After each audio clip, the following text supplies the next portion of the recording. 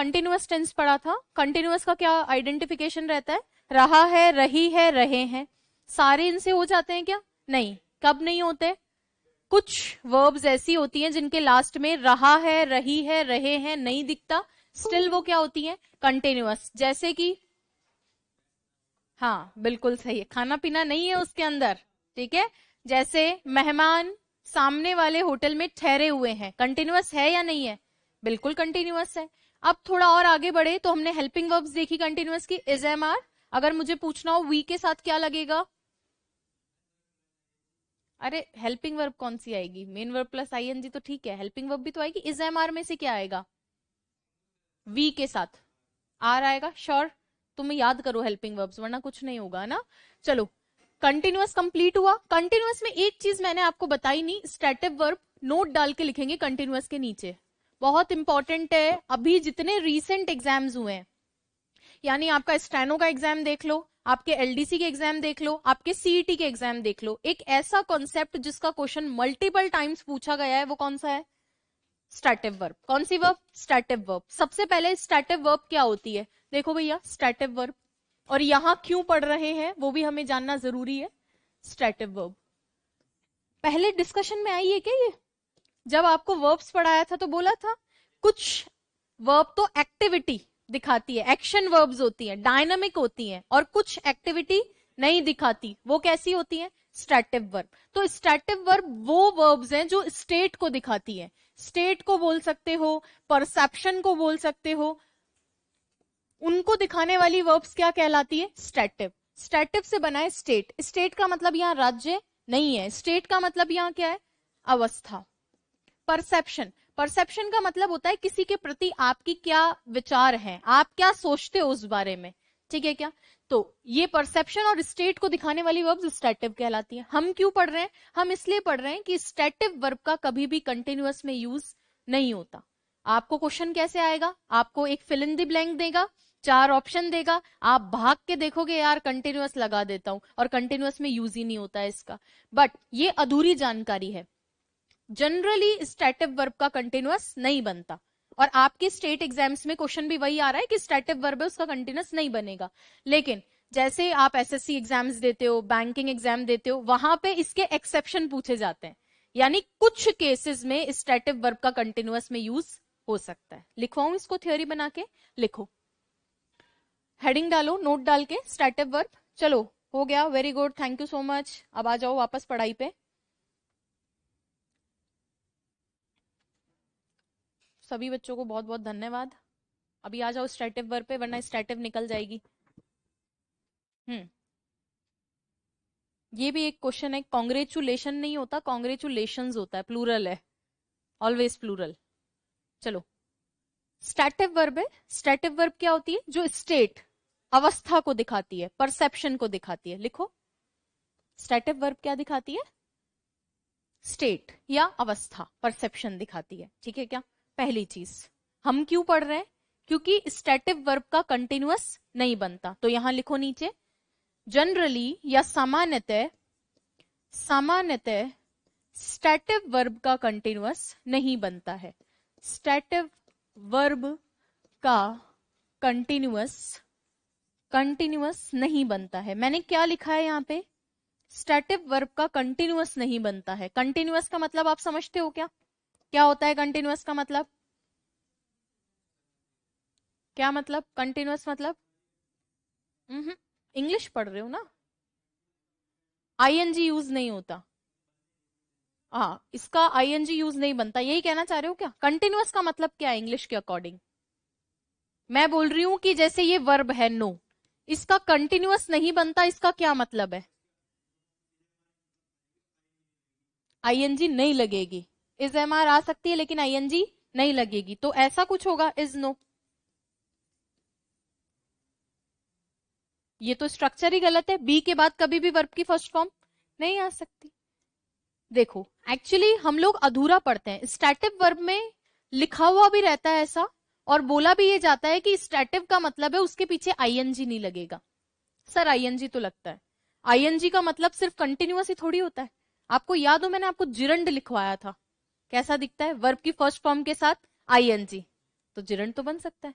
Participle भी बन सकता है लेकिन कंटिन्यूअस नहीं बनता। तो मैं सिंपल वर्ड्स में बोलूं तो आई वुड से कि इज एम आर है या वॉज वर है, ठीक है। और परफेक्ट कंटिन्यूअस भी तो होता है। परफेक्ट कंटिन्यूअस में क्या होता है, हैव बीन और इधर हैड बीन।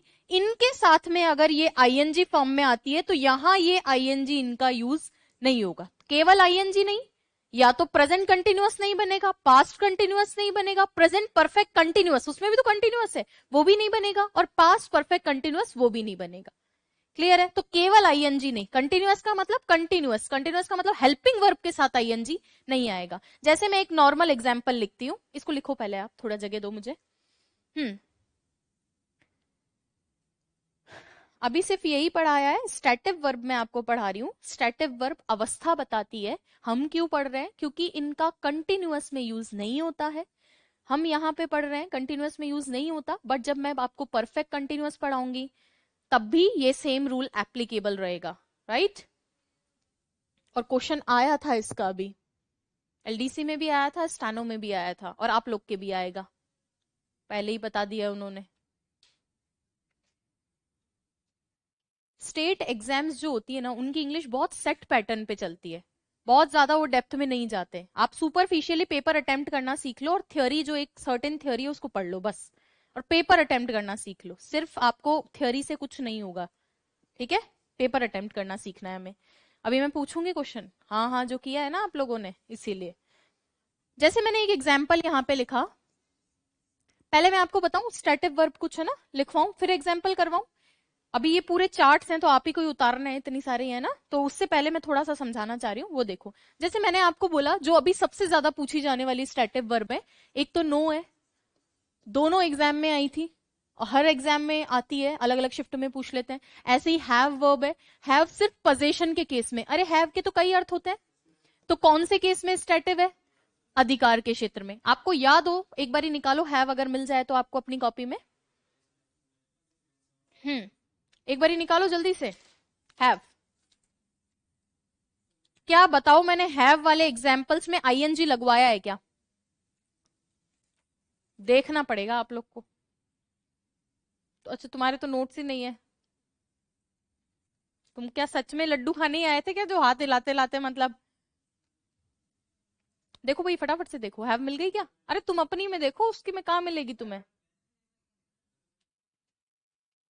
जब तुम्हारे नोट्स तुम्हें ही समझ नहीं आ रहे तो मुझे कैसे आएंगे। वर्ब में निकालो भाई हैव वाले। हाँ,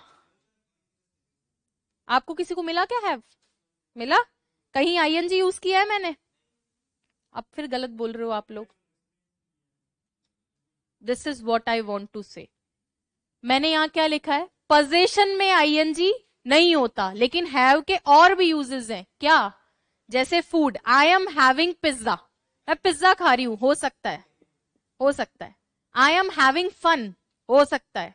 आई एम हैविंग पेन, हो सकता है। तो मैंने ब्रैकेट में क्या लिखा, पोजीशन। तो हम जो पढ़ रहे थे वो अधूरा था कि हैव का कंटिन्यूअस नहीं बनता, बनता है, लेकिन वो क्या हो गए, अपवाद हो गए। वो क्या हो गए, अपवाद। हैव का तब नहीं बनता जब पोजीशन है। अगर मुझे ये बोलना हो मेरे दो लड़कियां हैं, तो मैं ये नहीं बोलूंगी आई एम हैविंग 2 डॉटर्स, मैं क्या बोलूंगी, आई हैव 2 डॉटर्स, राइट। ऐसे ही मेरे एक गाड़ी है, एक कार है मेरे पास, तो मैं क्या बोलूंगी, I have a car, I am having a car नहीं बोलेंगे। जबकि कार अभी भी है, अभी भी रख रही हूं, लेकिन नहीं बोलते। क्लियर है। हैव का सिर्फ पोजीशन के केस में, क्योंकि 4 रोल है। ऐसे ही थिंक वर्ब का भी आता है। थिंक का मतलब अगर किसी चीज के बारे में विचार रखना है, जैसे I think he is smart, मैं ये बोलूं I think he is smart, तो मेरे विचार है इसके प्रति, तो आई एम थिंकिंग गलत होगा। लेकिन कोई चीज आप मोमेंट्री सोच रहे हो तो वहां पे थिंक का भी बन जाता है, वहां पे थिंक का भी बन जाता है, क्योंकि ये उनके लैंग्वेज है, उन्होंने अपने हिसाब से नियम बनाए और उसमें अपवाद ला दिए। अब तुम्हारा क्या काम है, तुम्हारा काम है उन नियमों को पढ़ना, फिर उनके एक्सेप्शंस, अपवादों को पढ़ना। क्लियर है क्या। चलो अब देखो मेरी बात, ये डायरेक्ट सी होता है, सी, सी मतलब देखना, इसका भी नहीं बनना चाहिए, लेकिन इसके भी एक्सेप्शन है। जब आप किसी से मिलने जाते हो, अपॉइंटमेंट के केस में बनता है।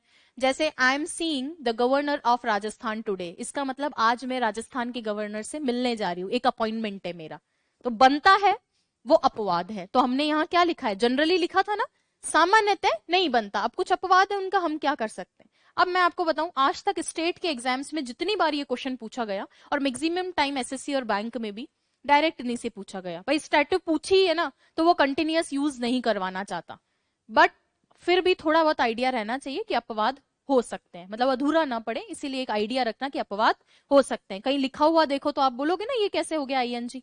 दूसरी चीज, ये तो क्लियर है। अब मैं एक एग्जाम्पल बोर्ड पे लिख रही हूं, आपको सिर्फ मुझे ये बताना है कि वो सही है या नहीं है। ठीक है, पक्का सभी लोग तैयार है क्या?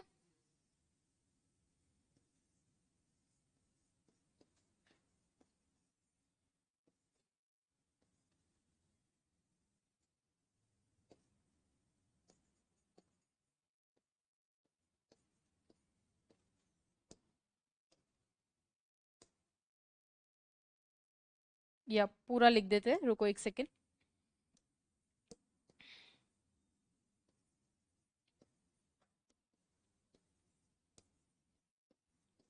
मैं सिर्फ एक नॉर्मल सा क्वेश्चन आपसे पूछूंगी कि जितना अभी पढ़ाया उसके हिसाब से ये सही है या गलत है।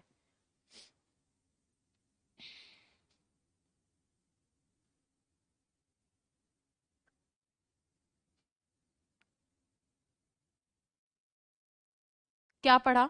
स्टैटिव पढ़ी। स्टैटिव क्या होती है? जिनका कंटिन्यूअस में यूज नहीं होता। इतनी बात ही थी। फिर मैंने एक सेंटेंस लिखा और बता दिया कि सी क्या है, स्टैटिव है। तो चीजें अब तो क्लियर होनी चाहिए ना। इससे आसान कोई पूछ सकता है तुमसे? नहीं पूछ सकता। चलो, जिनको लगता है कि ये सेंटेंस सही है वो हाथ उठाए।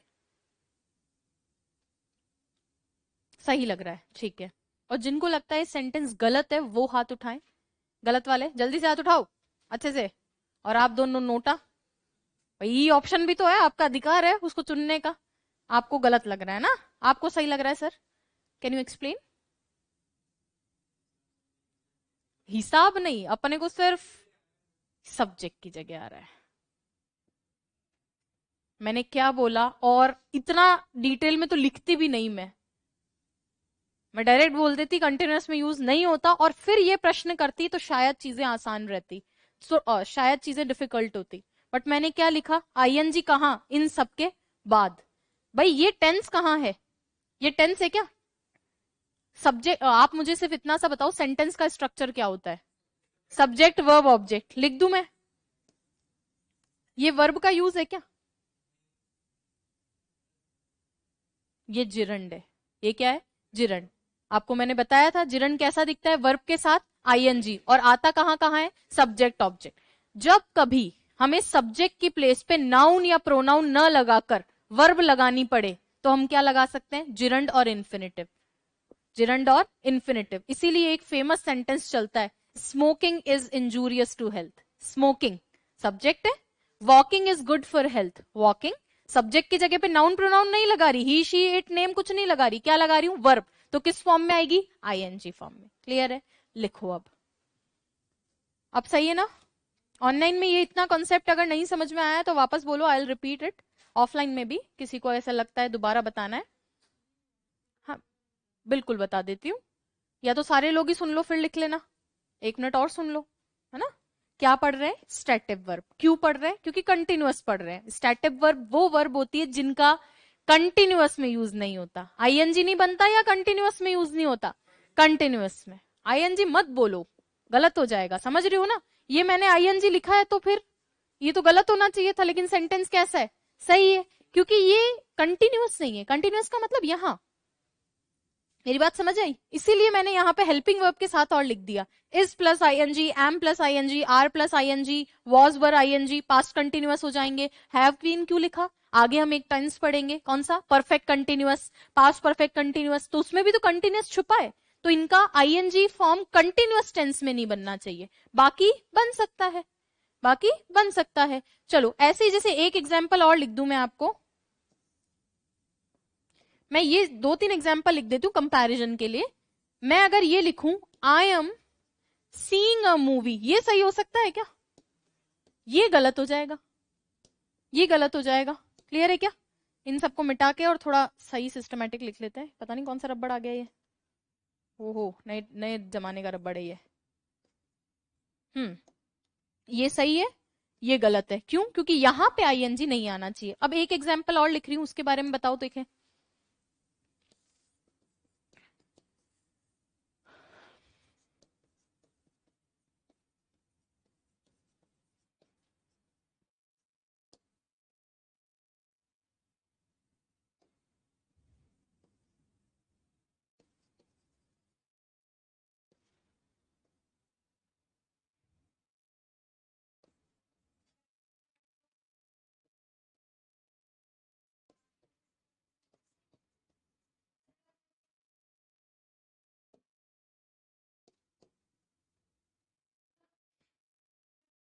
यहाँ एक ही जगह आई लिखना है ना। और अब मेरे को बताओ, कौन से सेंटेंस में वर्ब कौन सी है? ये इस सेंटेंस में वर्ब, ये रही, ये कौन सी वर्ब है?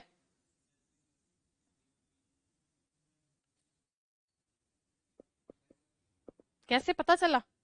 आगे एक बी वर्ब पढ़ाई थी मैंने आपको, कौन सी वर्ब होती है? Linking verb. ना बोला हेल्पिंग, ना बोला मेन वर्ब, क्या बोला?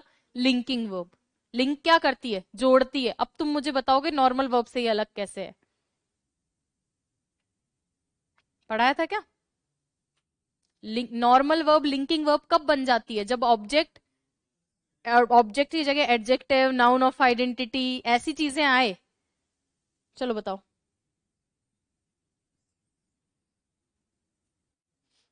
ये सही है गलत है? अरे इतना क्या दिमाग लगाना है। सही है। क्यों सही है भाई? सी का आईएनजी बना दिया इसने।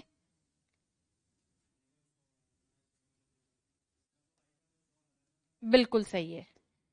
ये ऐसे नहीं, इसको ऐसे जवाब दिया जाए कि मैम वर्ब तो ये है ना, वर्ब तो वर्ब सेकंड आ गई। ये कंटिन्यूअस टेंस नहीं है। अब ये कुछ भी हो सकता है आप नहीं जानते हो। वैसे ये पार्टिसिपल है। क्या है? पार्टिसिपल। छोड़ो, अपने क्या करना है। बट मैं तो ये कह रही हूं, आपको सिर्फ ये देखना था कि ये इज एम आर के साथ में नहीं आ रहा है, तो ये सही है। और ये पार्टिसिपल है, इसका मतलब है देखते हुए। मैंने लिखवाया था हुआ हुई, देखते हुए। क्या? एक शॉपकीपर। ठीक है। I saw an old man, मैंने एक बूढ़े आदमी को देखा। कैसे देखा? देखते हुए। किसको? एक शॉपकीपर को। मैंने देखा, किसको देखा? बूढ़े आदमी को। और बूढ़ा किसको देख रहा था? शॉपकीपर को। क्लियर है? चलो ये लिखो। अब किसी को कोई भी डाउट हो तो पूछो, या एग्जाम्पल बाद में लिख लेना, पहले सुनो, वो उतार लो चित्रकारी, आप जैसा चाहो। मैं ये चाहती हूं कि आपने ये लिख लिया, स्टैटिव वर्ब लिखी। स्टैटिव क्या होती है समझा उसको। अब स्टैटिव वर्ब कई प्रकार की हैं, बहुत सारे टाइप की। मैंने तो कुछ एग्जाम्पल्स दिए हैं, और मैं नहीं चाहती कोई भी आपसे छूट जाए। अब दो चीज है, एक तो आप ये सोचो कि मैम इनको पूरा रटना है क्या? नहीं रटना, नहीं रटना, 1% भी नहीं रटना। ठीक है क्या? कि तुम ये सोचो कि हैव से लेकर टच तक मेरे को ऐसे यूं याद रखनी है, नहीं। मैं बता रही हूं जिनसे डायरेक्ट क्वेश्चन आएंगे। बाकी लिख कर 2 बार भी पढ़ोगे तो दिमाग में इमेज क्लिक्ड रहेगी। कुछ बच्चे तो इतना ज्यादा रट लेते हैं कि उनको ये भी पता होता है कि राइट हैंड साइड पेज पे ऊपर एक नोट लगा हुआ है और उसमें ब्रैकेट में कुछ लिखा है। तो उतना भी अगर वो एक क्लिक हो जाए तो चीजें सही होगी, है ना। तो देखो, जो है पोजीशन वाली कौन कौन सी होती है? हैव। इंपॉर्टेंट है इसलिए रेड कर रखा है, मुझे कुछ करने की जरूरत ही नहीं है। दूसरी कौन सी है? कंसिस्ट और कंप्राइज। दोनों का एक ही अर्थ होता है, इसका मतलब होता है सम्मिलित करना या शामिल करना। डिफरेंस बस इतना है, कंसिस्ट अपने साथ ऑफ लेता है और कंप्राइज नहीं लेता। मैंने एक लाइन बोली, उसको कोई मुझे ग्रामर के हिसाब से समझा सकता है? डिफरेंस सिर्फ इतना है, कंसिस्ट ऑब्जेक्ट लेने के लिए अपने साथ ऑफ लेता है और कंप्राइज डायरेक्ट ऑब्जेक्ट लेता है। इसका मतलब वेरी गुड, कंसिस्ट इंट्रांजिटिव है और कंप्राइज ट्रांजिटिव है। सकर्मक है, डायरेक्ट ऑब्जेक्ट लेगी, और ये अकर्मक है, ऑफ के साथ ऑब्जेक्ट लेगी। क्वेश्चन कैसे आता है? प्रेपोजिशन में आता है। कंसिस्ट के बाद डायरेक्ट ऑब्जेक्ट लिख देते हैं और वो उम्मीद करते हैं कि आप ढूंढ लोगे कंसिस्ट के बाद क्या आएगा, ऑफ आएगा। या दूसरा टाइप का क्वेश्चन, कंप्राइज के बाद ऑफ लिख देंगे और ढूंढेंगे। दूसरी चीज, पैसिव जब बनते हैं तो कंप्राइज भी ऑफ लेता है। पैसिव, नॉर्मल सेंटेंस नहीं, पैसिव, तो वो बात पैसिव में करेंगे। आगे आ जाओ। ओन का मतलब क्या होता है?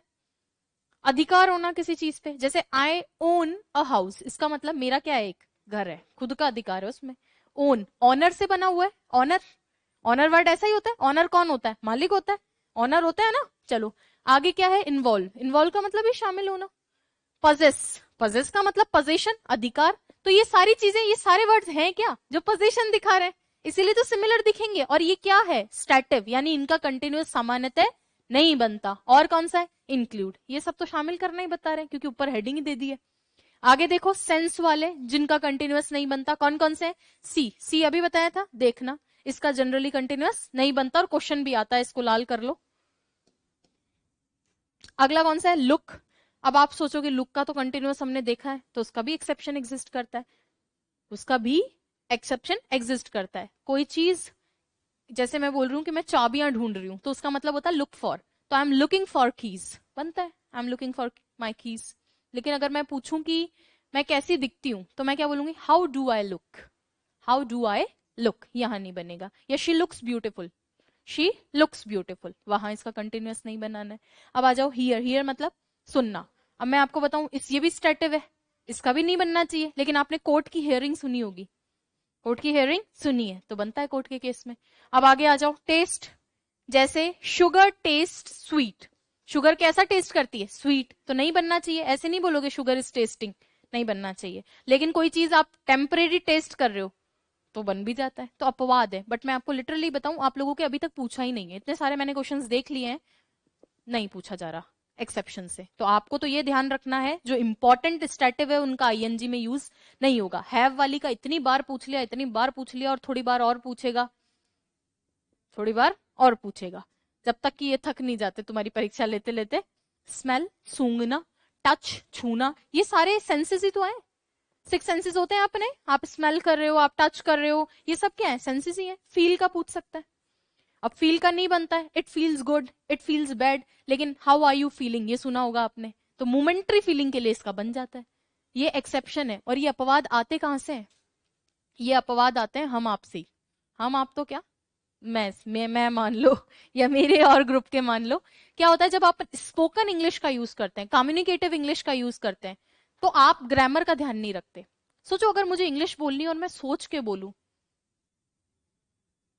How long will it take me to pronounce anything, कितना समय मुझे लगेगा बोलने में, पहले ग्रामर बनाऊंगी फिर बोलूंगी, तो तुम्हें पता चल जाएगा यार मामला गड़बड़ है। समझ रहे हो मेरी बात, जो मैं कहना चाह रही हूँ। तो ग्रामर यूज नहीं करते, कब, स्पोकन में।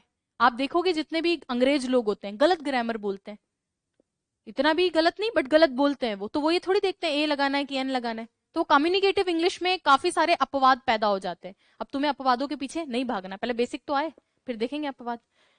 चलो लिखो इसको अब।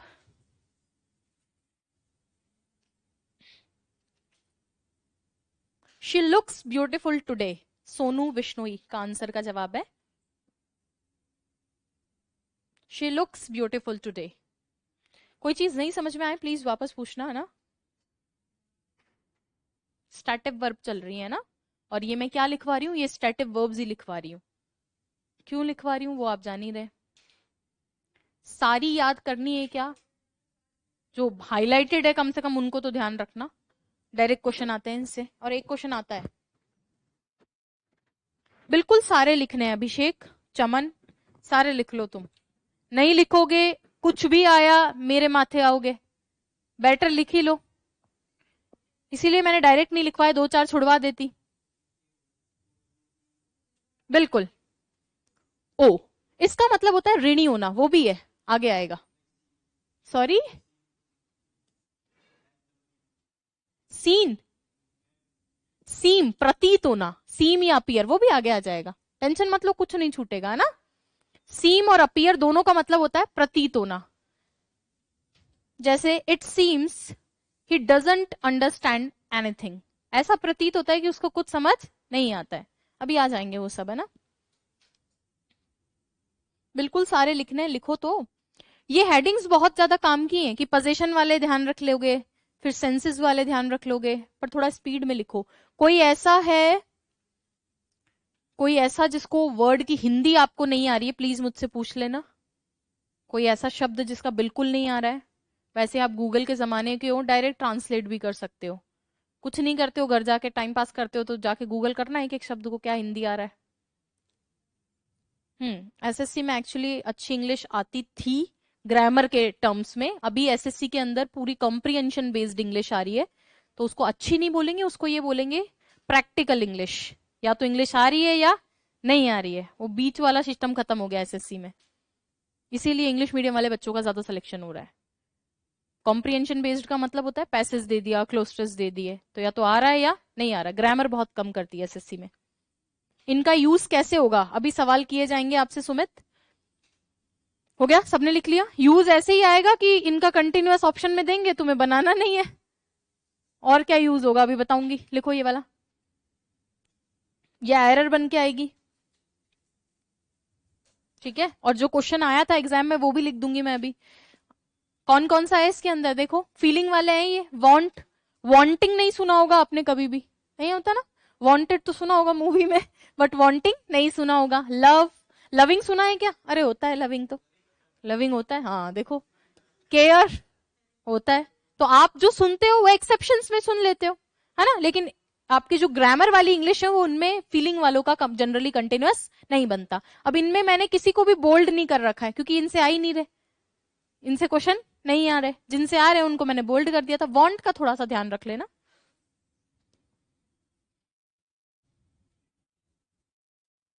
नीडिंग सुना है क्या? नीडिंग फीलिंग भी होता है, बिल्कुल होता है सर। इनमें से बहुत सारे के आपने सुने होंगे।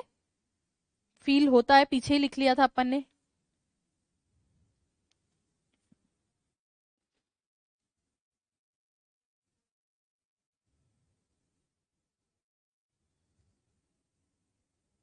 जैसे मैं बोलूं व्हाट आर यू फीलिंग और व्हाट डू यू फील, कौन सा सही है?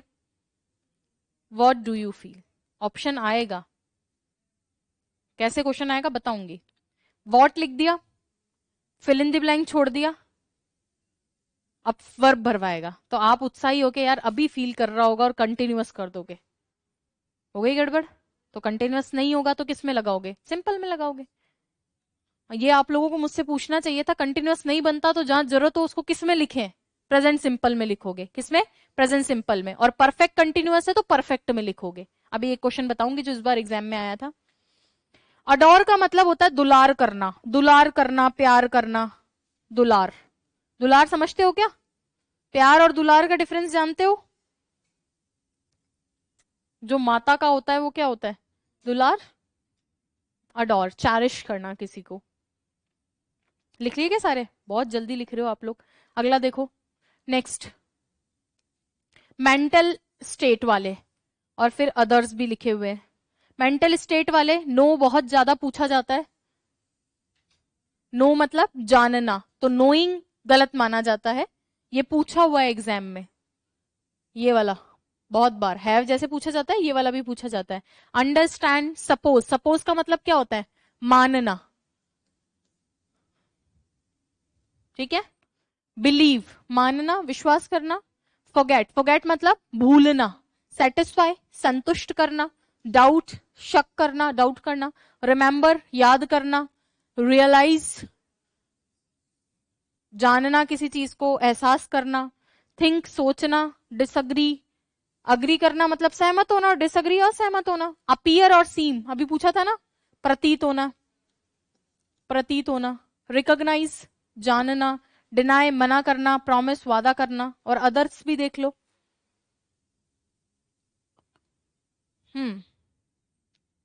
अदर्स वाला देखो, कॉस्ट।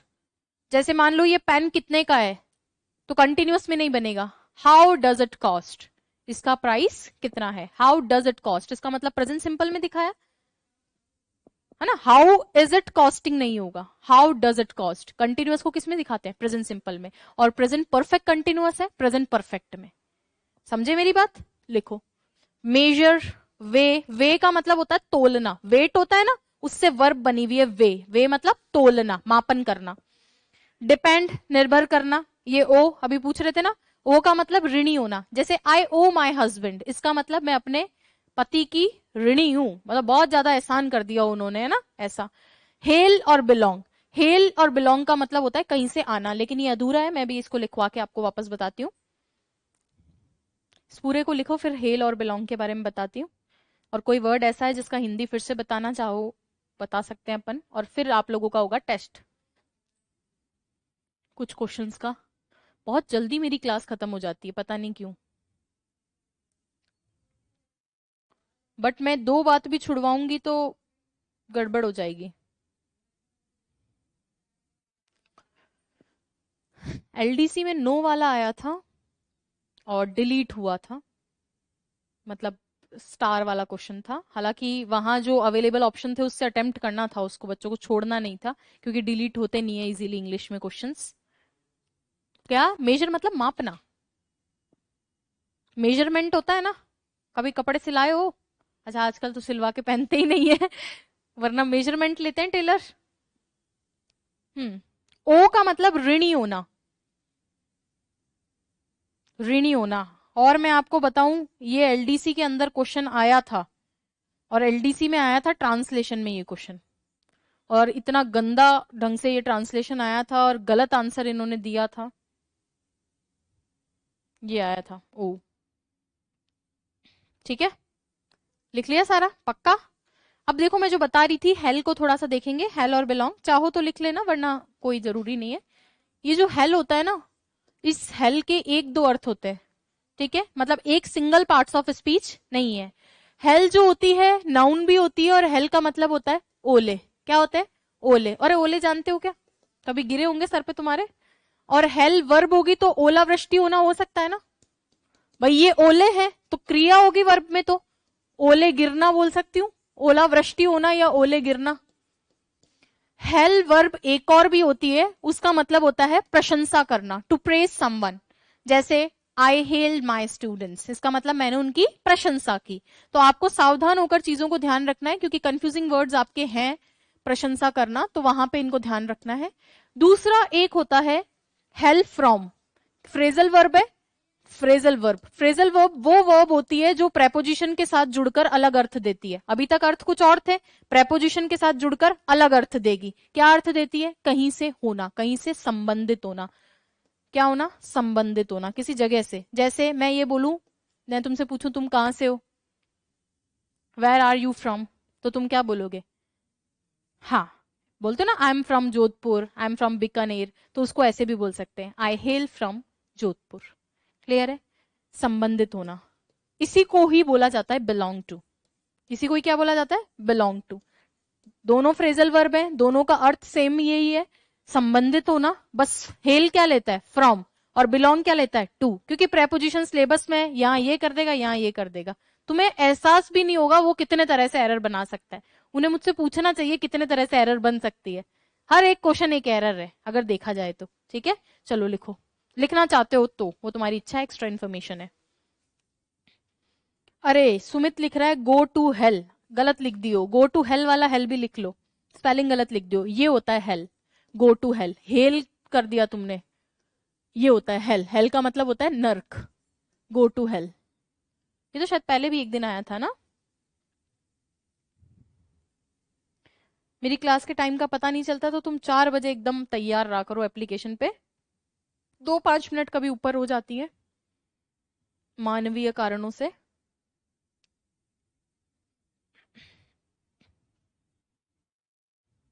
और किसी का कोई डाउट है स्टैटिव वर्ब में तो मुझसे पूछेंगे। पीवी का अर्थ है फ्रेजल वर्ब। क्या अर्थ है? Phrasal verb. क्या होती है फ्रेजल वर्ब? वो वर्ब जो अपने साथ प्रेपोजिशन लेकर एक अलग अर्थ देती हैं, वो क्या होती हैं? फ्रेजल वर्ब्स होती हैं। कुछ एग्जाम्स में डायरेक्टली मेंशन्ड रहती हैं फ्रेजल वर्ब्स।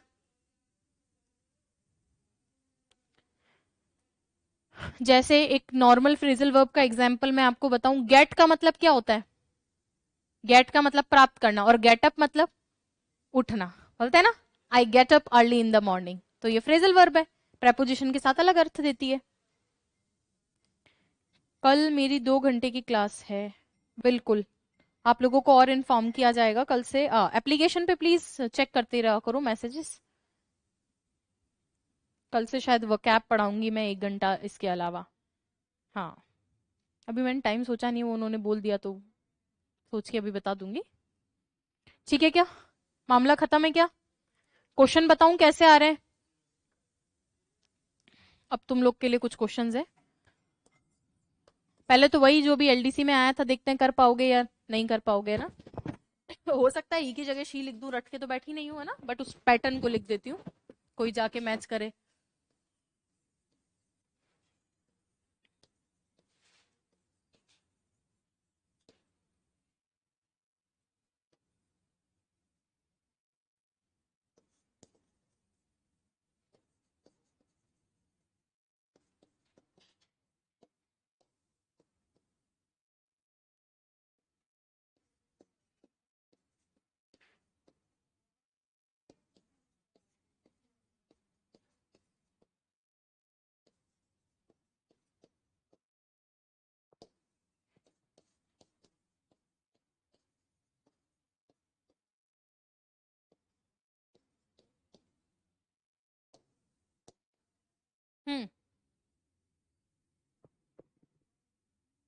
जो स्टैटिव है उसमें आईएनजी नहीं लगता, लेकिन ये अधूरी बात है। जो स्टैटिव है उसमें हेल्पिंग वर्ब के साथ आईएनजी नहीं लगता। कहने का मतलब है कंटिन्यूअस में। अधूरा मत याद करो, फिर अधूरा याद करोगे फिर जाके यही स्प्रेड करोगे, है ना।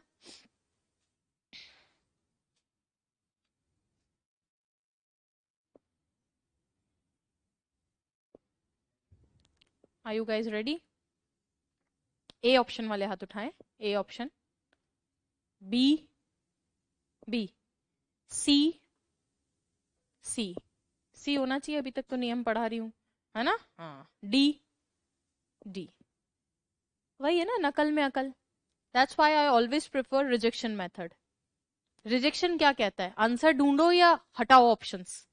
हटाओ ऑप्शंस। वही टेक्निक अपनाओगे तो फायदे में रहोगे, वरना तो बाहर। मैं आपकी जगह होती तो सी पहले हटाती। शी के साथ कभी भी नो नहीं आ सकता, तुम टेंस दुनिया का कोई सा ही ले आओ। बाकी तो नियम बाद की बात है, ये स्टैटिव स्टैटिव का बाप आ जाए उनसे क्या मतलब है। मेरा पहला नियम कहता है कि ये तो नहीं आएगा। शी के साथ हैज आ सकता है, इज आ सकता है। अब देखा यार टेंस कौन सा इस्तेमाल करूं। दो में आईएनजी है, फॉर के हिसाब से ये नहीं आना चाहिए। आपका लॉजिक बता रही हूँ, फोर के हिसाब से ये नहीं आना चाहिए। अभी टेंस ये पढ़ाया नहीं, आगे पढ़ाऊंगी। या देखा जाए तो दोनों ही आईएनजी और नो कैसी है? स्टैटिव। दोनों ही हट जाएंगे। आंसर कौन सा होगा? D option. जब भी हम डायरेक्ट आंसर ढूंढेंगे आप गलत करोगे 50% टाइम, और हो सकता है 70% भी। जो बच्चे बार बार ये पूछते हैं ना कि मैम पढ़ते हैं लेकिन क्वेश्चन नहीं होता है, वो क्वेश्चन इसलिए नहीं होता क्योंकि क्वेश्चन करते नहीं हो, और क्वेश्चन करते हो तो आंसर ढूंढते हो। आंसर ढूंढना ही नहीं है। एमसीक्यू एग्जाम जितना आसान कोई एग्जाम नहीं है, बस पेपर अटेम्प्ट करना आना चाहिए। क्लियर है क्या? तो हम जब भी क्वेश्चन करेंगे किससे करेंगे? रिजेक्शन से। मुझे मतलब नहीं है, जो भी आंसर हो आंसर भागता हुआ आएगा। ठीक है, चलें आगे। एक और अलग टाइप का सेकंड देखो।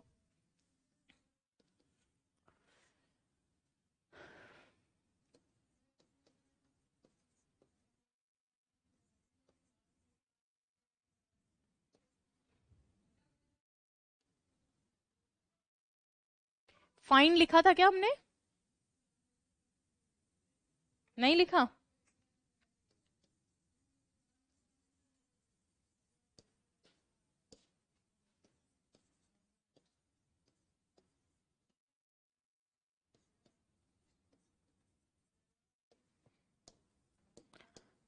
आपको बताना है कि विच पार्ट कंटेन्स एरर। ये पार्ट ए है, ये, एक मिनट, ये पार्ट ए है, ये पार्ट बी है आपका, ये आपका पार्ट सी है, और देन नो एरर। क्वेश्चन समझ में आया क्या? एरर भी तो एग्जाम में आती है, करेक्शन ऑफ सेंटेंसेस। हाँ, शी के साथ नो क्यों नहीं आ सकता? कोई बताएगा क्या? चमन तुम इतना बता देते मुझे, बट तुम पढ़ ही नहीं रहे हो एकदम। Present simple tense, she pronoun है, शी प्रोनाउन सिंगुलर के साथ आता है, SEIS आना चाहिए था। इसीलिए पहले प्रोनाउंस और हेल्पिंग वर्ब्स याद करवाई कि कम से कम कुछ नहीं आए, नियम नहीं आए तो टेंस वाले क्वेश्चन तो सही करेंगे हम। ये देखो, किसी पार्ट में एरर लगती है क्या आपको? और नहीं लगती तो नो एरर। फर्स्ट में लगती है तो एरर बन के आ सकता है। कुछ भी पूछे तुम्हें तो स्टाइल चेंज कर सकता है क्वेश्चन की, बट थ्योरी थोड़ी बदल देगा। नहीं बदलेगा ना। अब जो लिखवाया उसको पढ़ो 2 मिनट। क्या क्या लिखा है अभी आज?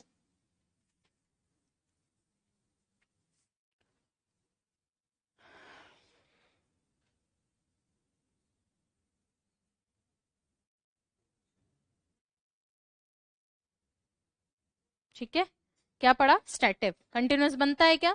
कंटिन्यूअस नहीं बनता है। आईएनजी तो लग सकती है लेकिन कंटिन्यूअस नहीं बनता। कहने का मतलब टेंस की जगह आईएनजी नहीं आएगा। दूसरी बात कौन कौन सी होती है? पोजीशन वाली होती है, स्टेट वाली होती है, सेंस वाली होती है। इनमें से सारी रटनी है क्या? नहीं। जो मेन है उनको याद रखनी है, बिल्कुल याद रखनी है। जैसे नो है, थिंक है, सी है, हैव है, इनको तो क्लियरली याद रखना है क्योंकि क्वेश्चन इन्हीं से ही आ रहा है। ठीक है, दूसरी बात और आगे बढ़ी। अब मैं सारे एक एक के अपवाद नहीं बताऊंगी, वैसे तो हर बैच में बताती हूँ, बट आपके में नहीं बताऊंगी एग्जाम के स्तर को ध्यान में रखते हुए। पर मैं एक साथ एक्सेप्शन जरूर लिखवा रही हूँ, आपके नहीं पूछेंगे, परेशान मत होना, है ना, क्योंकि अगर मैं अपवाद पढ़ाऊंगी तो पूरा एक दिन उसमें और चाहिए होगा अपना, है ना। तो एक्सेप्शंस में एक साथ लिखवा देती हूँ, इन केस कभी आपको ऐसा लगे तो बता देना मुझे, है ना। मेरे पास क्लास भी है उसकी, अपने दूसरे बैच की, भले मैं डलवा दूंगी वो। लिखो। वैसे आपको पढ़ने की जरूरत ज्यादा नहीं है उनको, है ना, जहां जरूरत होगा मैं बता दूंगी। हम्म। हाँ, कुछ कह रहे हो, बोलो बोलो, प्लीज बोलो। लिखना चाहते हो लिख लो, कोई दिक्कत नहीं है। लिख लो लिख लो, एग्जाम्पल लिखने हैं तो। हाँ। कुमार एस के कह रहे हैं पूछ लिया तो। सवाल तो सही है, बट मेरा जवाब वही रहेगा। पूछ लिया। हाँ हाँ हाँ हाँ हाँ, बिल्कुल। बिल्कुल है तेजल। पूछ लिया तो मैं हूं ना, क्यों टेंशन ले रहे हो। जब रिवीजन करवाऊंगी तो और चीजें बता दूंगी, और अभी लिखवा ही रही हूँ, तुम ऐसे क्यों सोच रहे हो छुड़वा रही हूँ कुछ, अपवाद ही तो लिख रहे हैं हम। सारे का ही लिखवा देती हूँ, मैं तो स्पीड में लिख दूंगी, है ना, मेरा तो हाथ भी तेज चलता है। लिखवा रही हूँ ना, लिखवा रही हूँ कुमार एस के, तुम टेंशन मत लो। नेक्स्ट।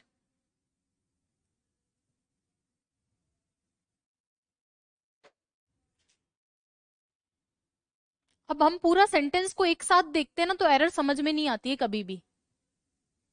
एज अ होल देखते हैं, सोचो यहाँ तो ऐसे ही आ रहे हैं, एसएससी में तो दो दो लाइनों के सेंटेंस आते हैं और एरर आती है, और आदमी चक्करी खा जाए कि भैया एरर है कहाँ।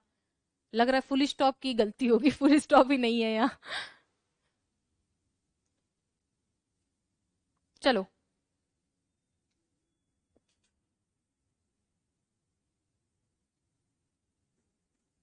चलें आगे। पक्का।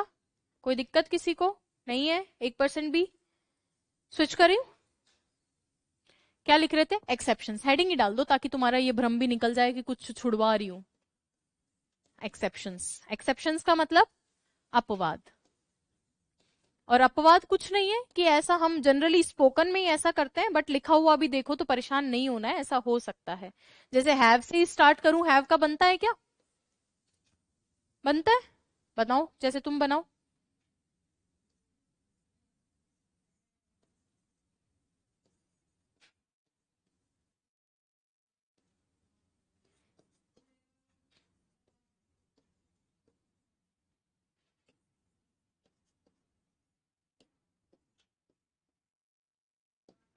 सही है क्या। यहाँ पे हैव का अर्थ कौन बता सकता है। हैव कौन सा वाला हैव है, मतलब चार अर्थ होते हैं, कौन सा वाला हो सकता है, आपको क्या लगता है। आ रहा है, आ रहा है, मुंह पे आ रहा है। एक्सपीरियंस हो रहा है। एक्सपीरियंस, महसूस करना। जैसे आई एम, बताया था आई एम हैविंग पेन, ऐसे भी तो हो सकता है आई एम हैविंग प्रॉब्लम्स, वो भी तो महसूस ही की जाती है। प्रॉब्लम ऐसे आदमी बन के तो आती नहीं है, लो मैं आ गई, महसूस ही होती है ना। चलो अगला लिखो। अब हैव के बाकी लिखवाने की जरूरत नहीं है ना, समझ गए ना, अपवाद हो सकते हैं, तो कौन से केस में अपवाद नहीं होता है, किस केस में कंटिन्यूअस नहीं बनता, पोजेशन में। पोजेशन में, वेरी गुड, एक्सपीरियंस ऑनलाइन वाले सब समझदार है। चलो आगे लिखे। नो होता है, तो नो का तो नहीं बनाना चाहिए हमें, सी का जरूर लिखो।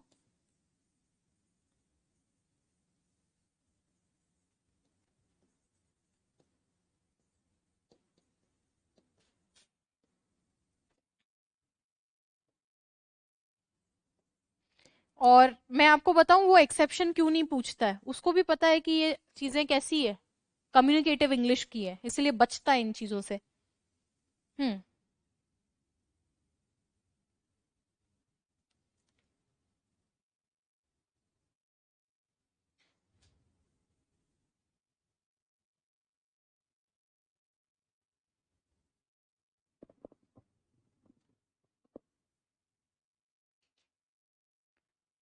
प्रोसीड करें।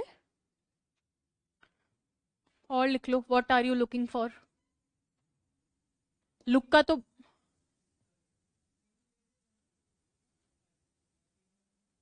पूछ रहे हो, बता रहे हो। मैंने व्हाट्सएप किया है ना, देखो, मेरे हिसाब से तो ज्यादा होने चाहिए, 45 क्वेश्चंस का है ना। सिंगल क्यों करवाना है? Okay, got it. What are you looking for?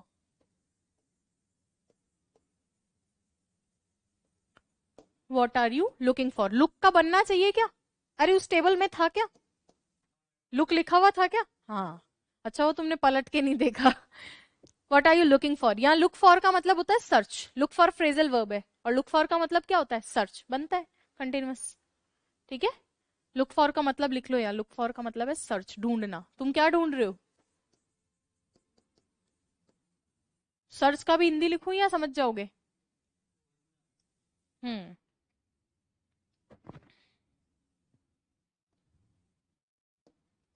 ये सुना है क्या? I am feeling nervous. मैं कोशिश कर रही हूँ जो आपने सुने हुए उन्हीं से आपको रिलेट करके बताऊं, कि कंटिन्यूअस हम सुनते हैं ऐसा आम जीवन में. I am feeling nervous. अब तुम बोलते हो क्या ऐसा? बोलते तो नहीं होंगे, लेकिन सुना तो होगा किसी को बोलते हुए. भैया मान लो तुम्हारी परीक्षा का रिजल्ट आ रहा है, तो कैसा महसूस करोगे? नर्वस. तो क्या बोलते हैं? यार नर्वस फील हो रहा है. बनता है. मोमेंट्री फीलिंग है. कैसी? मोमेंट्री फीलिंग में बनता है. लेकिन तुम क्या सोचते हो? आई फील इस बात का कोई अर्थ नहीं है. तो यहां आई एम फीलिंग नहीं होगा, I feel. It has nothing to think of. सोचने के बारे में इसमें ऐसा कुछ नहीं है. इट हैज नथिंग, ये कुछ नहीं रखता है टू थिंक, सोचने के लिए. यानी ऐसे ही है, फर्जी बात है. ठीक है. लिखो.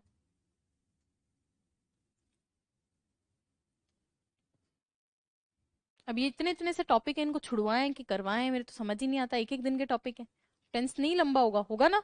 चलो अगला टॉपिक डालो टेंस का. अब कुछ होमवर्क भी तुम्हें दिया जाए, समझाया जाए. अगला कौन सा टेंस है भाई? क्या हेडिंग? 4 नंबर है? 3 number. Present perfect tense.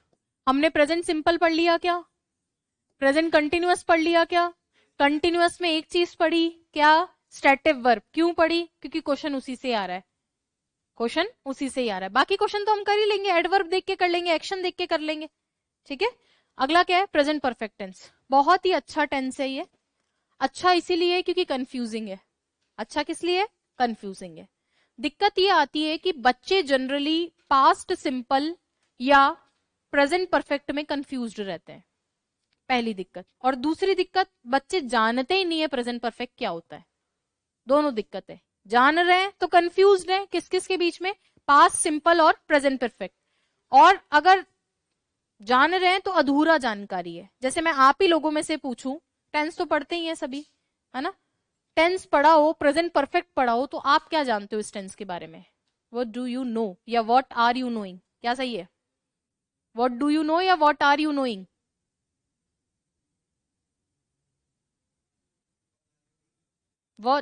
What do you know, what are you knowing?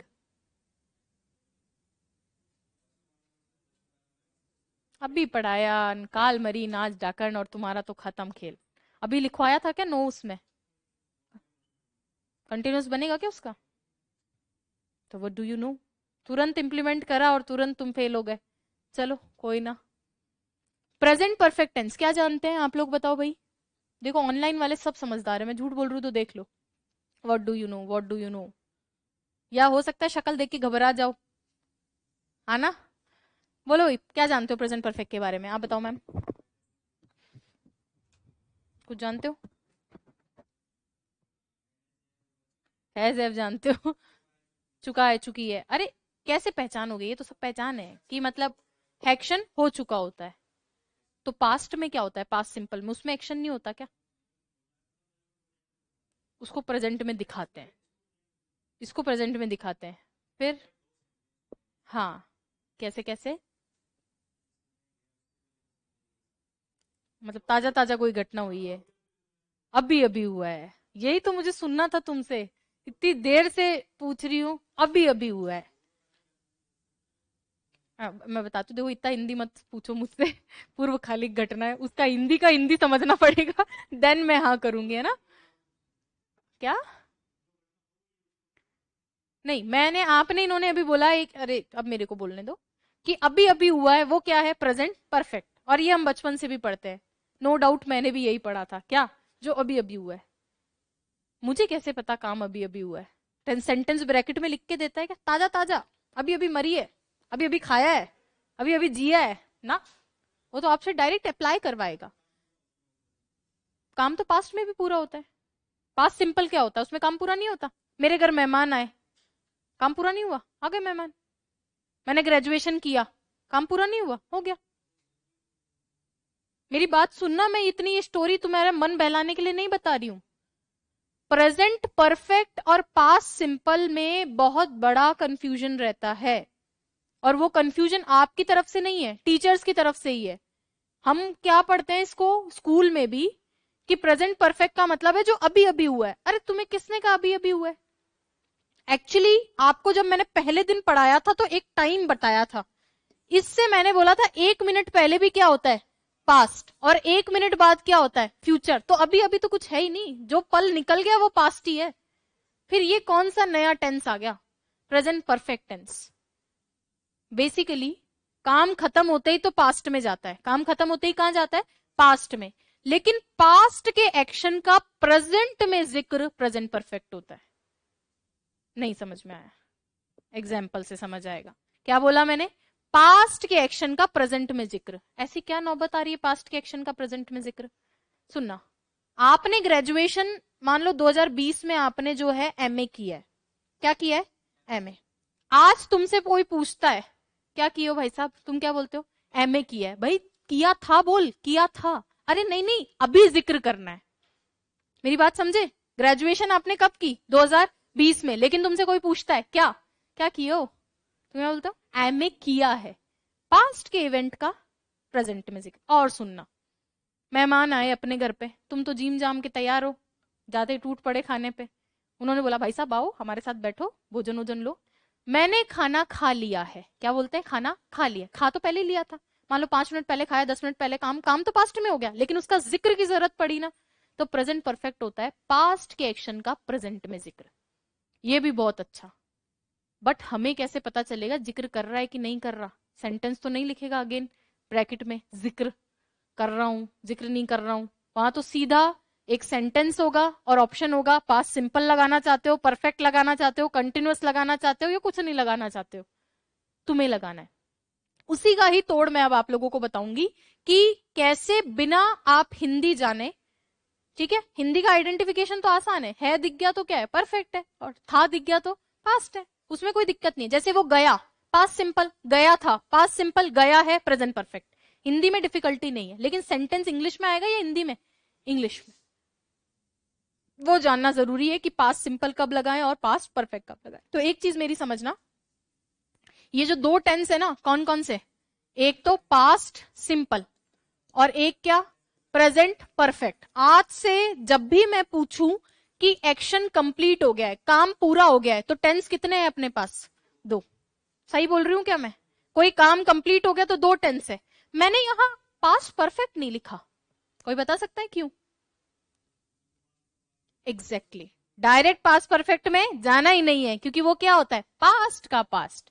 तो अभी अवेलेबल ऑप्शन दो है, या तो किस में जाएगा, पास्ट सिंपल में, या किस में जाएगा, प्रेजेंट परफेक्ट में। दो ही ऑप्शन है, इन दो में से अब चूज करना है। वो चूज कैसे करना है वो पूरी कहानी कब पढ़ेंगे? कल। ठीक है, तो वो डिस्क्लेमर डालते हैं ना टीवी में, इसके आगे नागिन मरी की जी, वो कल पता चलेगा कि इन दोनों में क्या डिफरेंस है। बड़ा है थोड़ा सा ना, हो नहीं पाएगा। Thank you so much. Next class पढ़ते हैं। हाँ, कल इसको यहीं से कंटिन्यू करवाऊंगी मैं आपको, प्रेजेंट परफेक्ट से ही। और जितना बता रही हूँ उसको करते जाओ, याद करते जाओ। आप लोग बार बार पूछते हो टेस्ट कब होगा, सब मैं लेने लग जाऊंगी, उस मेरे पे छोड़ दो। अब जैसे ये शाम वाला बैच है, अभी इनका आज टेस्ट है। अब आप बाहर जनसंख्या देख लेना रोज के कंपैरिजन में कितनी है। तो मैं बता रही हूँ ना तुम्हें, शुरू शुरू में आता है तो आदमी के 100 सवाल रहते हैं, कैसे पढ़ाओगे, किताब दोगे कि नहीं दोगे, टेस्ट लोगे कि नहीं लोगे। वो शुरू शुरू में उत्साह है, अभी एक दो टॉपिक निकल जाने तो बाहर देख लेना। तुम रोज जाते हो यहाँ से बाहर, सोफे पे तुम क्राउड देखते हो, डेली देखते हो। अब आज देख लेना, आज उनको पहले से पता है, कल बोल दिया था आज तुम्हारा टेस्ट है। तो तुम्हारा अपना जेन्युइन क्वेश्चन है, बट मेरा जवाब भी जेन्युइन है। ठीक है, चलो। नहीं नहीं, वो होगा तो क्लास के बाद, आफ्टर क्लास होगा। I mean 4 to 5 and then 5 to 6। ठीक है, उस पे मैसेज आएगा एप्लीकेशन पे, स्टे कनेक्टेड। नहीं है, तुम्हारे टेंस के लिए हुआ ही क्या है अभी? 2 घंटे वोकैब। चलो थैंक यू। हाँ सॉरी, तुम कहोगे तो करवा दूंगी, अपने पास तो है।